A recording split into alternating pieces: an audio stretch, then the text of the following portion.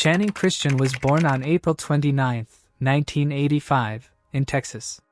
When she was 12 years old, her family moved to Knoxville, Tennessee, where she settled in with her parents and her older brother. Channing was the kind of person who made friends almost instantly. Outgoing, friendly, always ready to help. She fit into her new school as though she had always been there. People who knew her said she could connect with nearly anyone, that her warmth and compassion were essential to her future aspirations. Channing wanted to do something that truly mattered, something that would bring change for others.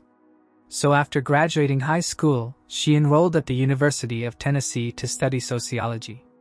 Another influence on her choice was her desire to stay near her family.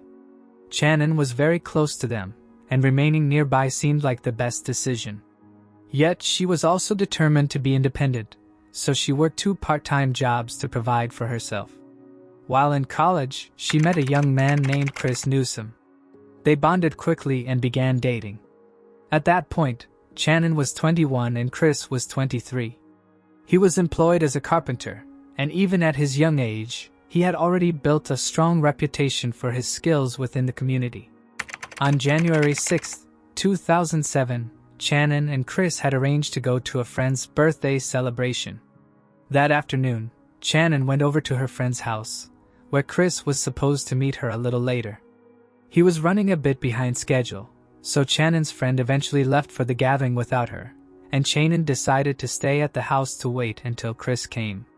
Before heading out to pick up Channing, Chris had dropped another friend off at that same party and then drove straight to get his girlfriend. But about an hour afterward, the guests at the party started to worry. Channing was only about 10 minutes away, yet neither she nor Chris had arrived. It simply didn't make sense. At first, their friends assumed that maybe the couple's plans had shifted, but something about that didn't feel right at all. It wasn't like them to simply miss a close friend's birthday party without letting anyone know. After waiting a bit longer, they tried calling both of them, but neither picked up. By the time midnight arrived, their concern had reached its highest level. So, a few of them decided to head over to the apartment complex where Channing had been waiting. When they entered the parking lot, they noticed Chris' truck, but Channing's car, the one she had been driving earlier, was nowhere around. Their friends figured the two had just chosen to skip the party without saying anything, so they went back to continue celebrating. Earlier that evening, Channing had called her mother and mentioned she would be returning later than she had originally expected. She and Chris had chosen to spend some time together, maybe grab food and watch a movie. She told her mother she would be back at around 3:30 in the morning. But that time came and went, and Channing never made it home. At first, her mother thought she might have stayed the night at either her friend's place or at Chris' house, so she didn't immediately panic. The next morning, however, she received a call that changed everything. Channing's boss reported she had failed to show up for work. Channing's mother then got in touch with Chris' parents and discovered that he hadn't come home either. Neither of them was answering their phones, and now both families were extremely worried. Their friends couldn't reach them as well. The whole situation felt entirely wrong. Yes, Channing and Chris were adults, but they always kept in touch with their parents. They had never simply vanished overnight without explanation, and Shannon took her job very seriously. There was no chance she would miss a shift without a valid reason. Both families began contacting every hospital in the area, but no patients matching their information had been admitted anywhere. They turned to law enforcement for assistance, but the department refused to open an investigation, stating that because both Shannon and Chris were adults, the families had to wait 24 hours before submitting a missing persons report. But Shannon's parents were not going to just sit idly. They reached out to her phone company to ask for help. Surprisingly, the company agreed to trace her phone. They discovered that during the night, Shannon had checked her voicemail 3 times, and then her phone had gone silent. The last signal came from a cell tower near North Cherry Street. That discovery made her parents even more worried. Knoxville was generally considered safe, but that particular area had a reputation for crime. It didn't make sense at all. Why would Shannon be there? Determined to get answers, her family began searching the neighborhood on their own. After hours of driving, they eventually located her car. It was parked just a few blocks from where her phone had last pinged. As soon as Shannon's family spotted the vehicle, they knew something was terribly wrong. All of her personal items were gone: photos, her phone charger, everything she typically carried. The inside of the car was filthy, which was completely unlike her. Shannon always kept it perfectly clean. Even more troubling, the driver's seat had been pushed all the way back, suggesting someone much taller had been behind the wheel. It was clear Shannon hadn't been driving. After this disturbing discovery, her parents once again contacted the police, and this time officers finally responded. Upon arrival, they noticed something alarming. The car's inside and its door handles had been wiped down, as if someone had attempted to erase fingerprints. There was also another unsettling clue: an empty, crumpled cigarette pack inside. The issue was, neither Shannon nor Chris smoked. Everything suggested the car had been stolen, but investigators still had no idea where Shannon or Chris were. Then, while going through the vehicle, they came across something significant. Jammed between the seats was an envelope with the address of a house located in that same neighborhood. Even more incriminating, forensics pulled a fingerprint from it, and a match came back quickly. It belonged to LaMarcus Davidson, a convicted criminal with a lengthy record. And as it turned out, the address on the envelope was his home.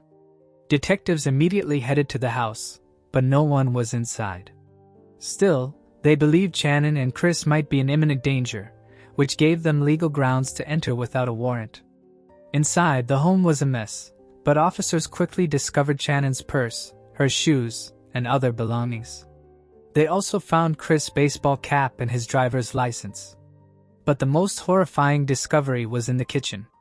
When an officer lifted the lid of a trash can, he saw something wrapped in fabric. Inside was a human body. It was Shannon. The case was immediately reclassified as a homicide investigation. Her body was sent to the medical examiner, and detectives now had two urgent questions: where was Chris, and where was LaMarcus Davidson? They didn't have to wait long for one of the answers. Shortly after Shannon's body was found, police received word from another department. Nearly 2 days earlier, a railroad worker had discovered the body of an unidentified male near the train tracks. At that time, no one could determine who it was, but now detectives suspected it might be Chris. Soon after, DNA results confirmed their worst fears. The examinations of Shannon and Chris revealed horrifying details. Both had severe injuries, bruises, cuts, and signs of abuse. It was also determined that both victims had been sexually assaulted. Chris had died from multiple gunshot wounds, while Shannon's cause of death was suffocation. Forensic analysis uncovered biological evidence on Shannon that matched LaMarcus Davidson.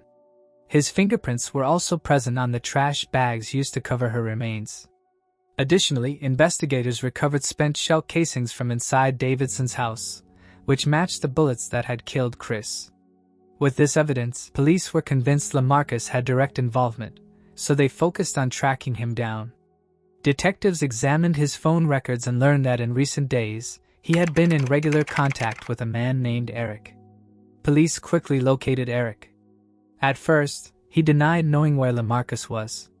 But when investigators explained the charges against LaMarcus and told him he could also face charges as an accomplice, he changed his story and provided them with an address. According to him, LaMarcus had been hiding in an abandoned house listed for sale.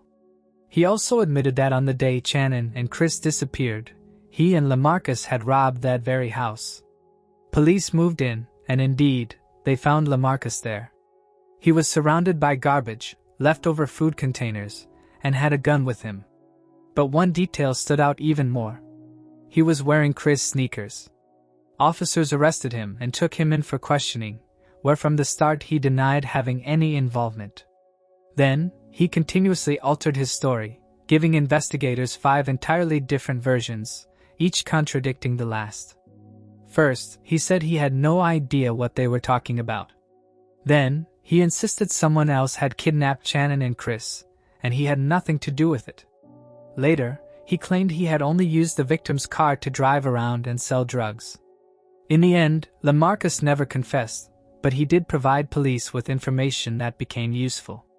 From his statements, it became clear that more than one individual had been part of the murders, and detectives believed that theory to be accurate.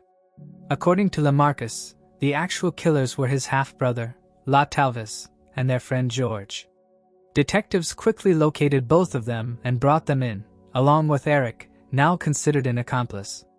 None of them were eager to admit guilt, but during questioning, police uncovered an important fact. They determined all four men had played some role in the crime, and there was yet another person involved, an 18-year-old woman named Vanessa. Detectives tracked her down and also took her into custody. With all 5 suspects under arrest, interrogations went on. Eventually, they began blaming each other, pointing fingers and telling stories to shift responsibility. Despite the contradictions, the evidence that kept piling up allowed detectives to piece together what had occurred. According to the findings, Lamarcus was the ringleader. He primarily dealt drugs, and that night he intended to steal a car for deliveries. He gathered 3 accomplices along with Vanessa, and together they went looking. Driving through the complex where Shannon was waiting, they spotted her car. She was sitting inside while Chris was standing nearby. That's when they decided not only to steal the vehicle but also to abduct the couple. They forced Shannon and Chris at gunpoint into the car and drove them to Lamarcus' house. DNA evidence confirmed that both Lamarcus and La Talvis had sexually assaulted the victims, and the torment went on for hours. They also subjected the couple to more abuse and humiliation. By the next morning, they took Chris to the railroad tracks, shot him multiple times, and left his body there. Then, they returned home and continued tormenting Shannon. She remained alive for nearly 2 days while her family and friends were already out searching for her, unaware that her car had not yet been found. Eventually, they killed her as well. Her body was placed into a trash can and left inside the house. Investigators later discovered that Lamarcus had not only taken Chris' sneakers but also his phone and some of Shannon's belongings, which he gave to his girlfriend as gifts. Vanessa, for her part, insisted she had also been a victim and had been forced to remain at the house. But detectives found a diary in her home that revealed the opposite. In it, Vanessa described the events as an adventure and even wrote that she enjoyed them. Ultimately, all suspects faced extensive charges, and prosecutors began preparing for trial. It took more than 2 years to be ready, during which the defense managed to have the trial moved to a different county. Their reasoning was that the case had caused enormous outrage in Knoxville, making a fair trial impossible there. The court eventually agreed and relocated the proceedings. The first trial was Eric's. Investigators could not prove he had directly participated in the murders, but they did have sufficient evidence to show he was aware of what was happening. He received the maximum sentence for his charges, 18 years. Next came the trials of Lamarcus, La Talvis, and George. Their lawyer made a desperate claim that Shannon and Chris had willingly taken part in the abuse. The jury dismissed the idea instantly, and all 3 men were found guilty. Lamarcus was sentenced to death, while La Talvis and George received life sentences. Vanessa's case was more complicated. She was initially granted immunity for testifying against the others, but the court later ruled that the immunity only applied to the carjacking charges, not murder or assault. She went to trial and was ultimately sentenced to 53 years in prison. All of those involved were brought to justice, but soon after, the case took a shocking twist. In 2011, the judge from the trials resigned in disgrace after it was revealed he had been having an affair with a court employee and purchasing drugs illegally. A higher court then reviewed several of his rulings, including those of Lamarcus, Vanessa, George, and La Talvis. The news sparked outrage, and justifiably so. In the end, prosecutors upheld the original sentences for Lamarcus and La Talvis. But Vanessa and George were granted new trials. Vanessa was again convicted, but her sentence was reduced to 35 years. George also received a lighter punishment, making him eligible for parole after 51 years. However, the retrials had other consequences. During those hearings, prosecutors uncovered new evidence suggesting Eric had been more directly involved than previously believed. In 2019, Eric faced fresh charges. This time, he was sentenced to life plus 90 years. Compared to his original 18-year term, this new ruling virtually ensured he would never leave prison. Vanessa, meanwhile, became eligible for parole after only 7 years. But every request has been denied so far, keeping her incarcerated. In the end, despite the setbacks, those responsible for the murders of Shannon and Chris were punished harshly, though many people still believed all of them deserved execution. The crime didn't just shock Knoxville, it horrified the entire country. People struggled to comprehend how anyone could commit such cruelty. The house where it all occurred was eventually purchased by a local company, demolished, and replaced with a memorial honoring Shannon and Chris. The University of Tennessee also created scholarships in their names, which still exist today. And finally, it should be noted that LaMarcus' death sentence has not yet been carried out. Nearly 20 years later, he remains on death row. If you found this case intriguing, make sure to like and subscribe. We upload new crime case videos every night. Stay tuned, and brace yourself for what's coming next.